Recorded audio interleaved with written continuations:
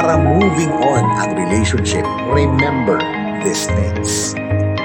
Mahalin ang bawat isa. Simple, pero di simple dahil may away naman talaga. Basta ang desisyon palagi, mahalin ang bawat isa. Tigilan na ang pagtatago ng mga bagay. Tigilan na din ang pagsisinungaling. Kasi naman, lahat naman yan lalabas sa dulo. Laging mag-usap. Again, laging mag-usap. Laging magkwentuhan.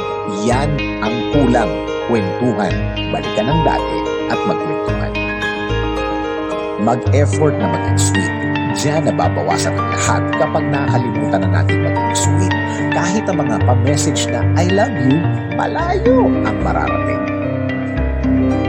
Bilisan ang mag-sorry dahil maraming maitutuloy na gagawin kapag nag-sorry. Ulitin ko lang ha, kapag nakasakit, mag-sorry. Huwag maghamon ng hiwalayan. Kahit na gaano kalaki ang away, walang maghahamon ng hiwalayan. Huwag gawing option yan. Kapag hindi okay, sabihin hindi okay. Pagsisinungaling yan at para mapag-usapan na ang totoong problema. Para maumpisahan na ang totoong solusyon. Pride. Tigilan na ang pride. Ibaba ang loob. Tandaan, panghabang buhay na partner mo ang kasama mo. Hindi panghabang buhay na kaaway. Kapag nag-sorry, mean it. Yung totoong nagsosorry ka, hindi dahil napipilitan ka lang. Mas makakatulong kung sasabihin mo kung bakit ka nagsosorry. Walang banggitan ng ex. Yan ang minsang pinagmumula ng grabing pag-aaway. Grabing gulo. Yan may comparison ng mga ex na yan. Past is past. My goodness. Ilibing nyo na ang past. Tanggalin nyo na yan sa mga pinag-uusapan nyo. Ang pag-usapan nyo na lang ay future. Yung mga gagawin nyo sa future.